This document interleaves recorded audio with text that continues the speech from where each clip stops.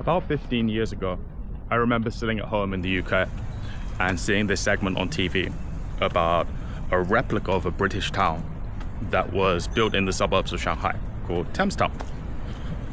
I remember the presenter was kind of walking around and they talked about how the houses were mostly sold to speculators and it was somewhat of a ghost town. You know, some people came here for wedding photography, but that's it. So today, 15 years later, I want to check out Thames Town and I want to see if it's still a ghost town or if people really live here. Now, bear in mind it's 10 o'clock on a weekday, so it's not going to be packed with people. But I think we should be able to get a good impression of whether this is really a ghost town or if, you know, people actually live here. So let's check it out. From what I can figure out, the layout of the town is something like this. The outside is residential, and then in the middle is like a walking street, high street, something like that, and a church. But just from walking down this street, oh, there's a drone up there. Just from walking down this street, there's a lot of houses or villas, you might call them, and they all seem to have people living in them. You know, people just washing outside. They all show signs of, you know, someone actually living there. So I mean, maybe they were originally bought by, you know, speculators, but now people live here.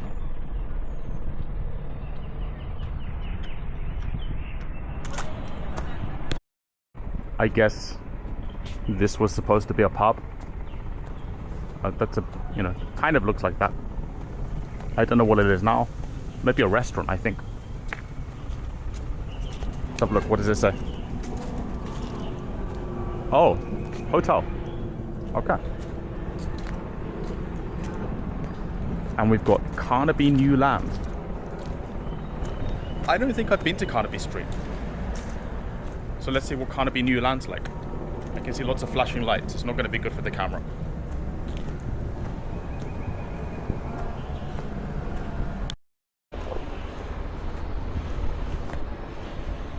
Carnaby Supermarket. I hope it's not flashing. Oh, it is flashing, but that's not the camera. That's oh, okay. Just a supermarket.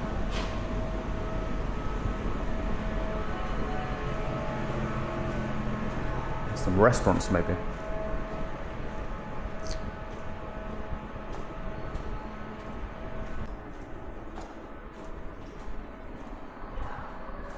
No empty shops, you notice. So at least for this part, it's all occupied.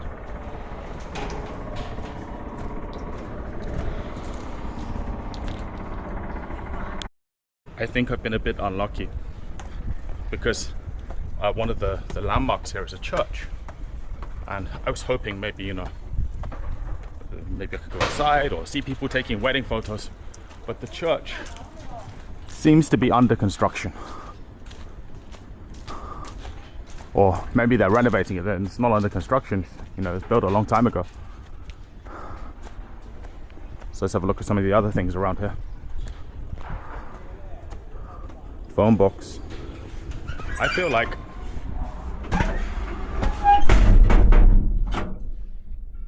oh, there is a dial tone. I feel like in the UK, maybe there aren't so many of these left.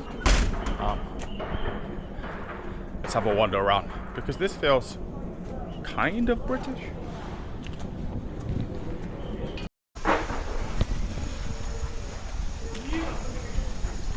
I'm not going to comment on the architecture because every time I do, in any city in the world, someone in the comments will always rush to correct me. But this kind of looks like it could be somewhere in London, right? These are, I guess, tea shops, beauty salons, that kind of place. I mean, they look quite nice. Oh, this street is Oxford Street. So maybe it's supposed to be like Oxford.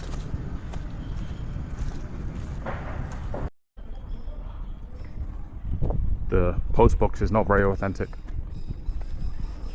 China Post. And, you know, there's a Starbucks and some other stuff that's not authentically Chinese, but well, what do you expect? It's called Thames Town. It's not going to be authentically Chinese, right? There's some statues here. Let's see who this is.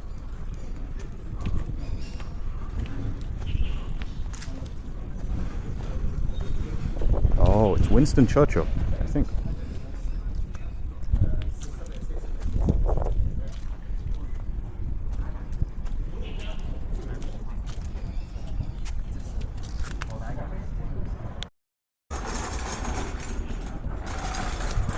You know, it's not empty. I don't know, you know, if you search online, which I did before coming, you'll see a lot of people claiming this is a ghost town. It's not. Like almost every shop is clearly occupied. So it's less of a ghost town than your average British high street, where, you know, I think you'd probably see more closed shops.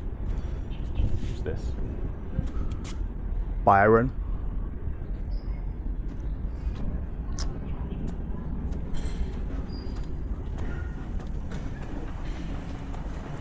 And there's another person up here. Is it going to be someone like Oscar Wilde?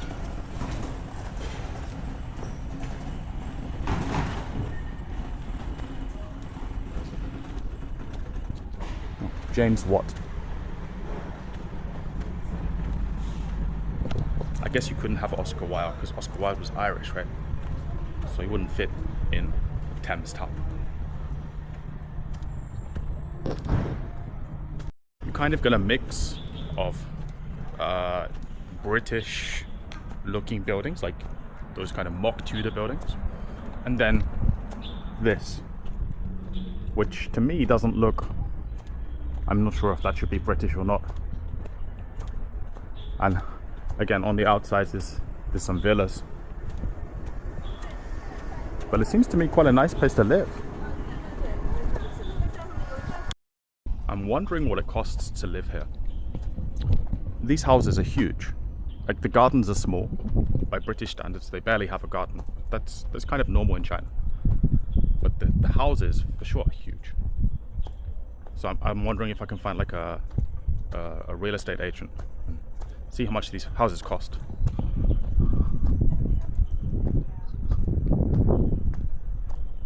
It's nice.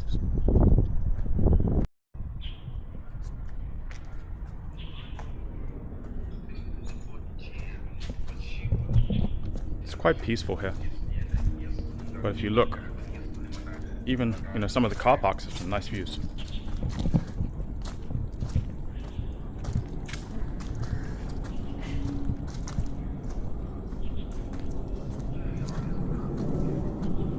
It's a nice car park, right? I don't know why this is not on the outside of the strip.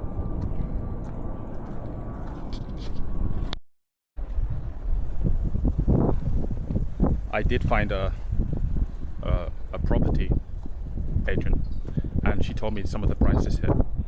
So to rent a 2-bedroom place would be about 5,000 or 6,000 yuan per month, which is like, I guess, $800 or $900.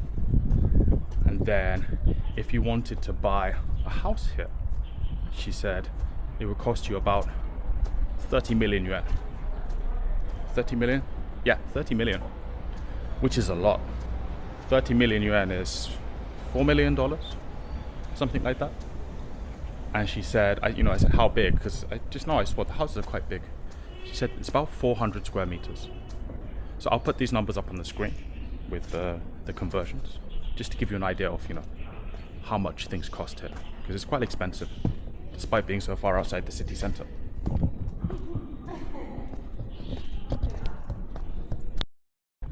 Well, there is one abandoned, empty shop, but I think it's the first one I've seen.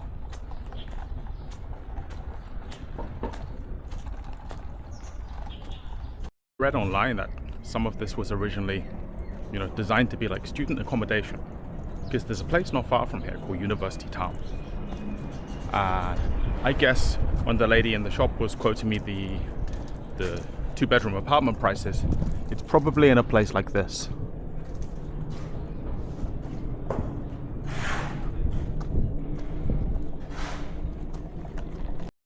So yeah, that's Thames Town. Maybe when it was built, it really was a ghost town because it was new. I mean, we are about 1 hour from the center of Shanghai, but now it just seems like a nice residential community. Leeds Garden. Maybe behind these gates are where some of those $4 million houses are. But I don't think there's any hope of going in to take a look. So yeah, see you in the next video.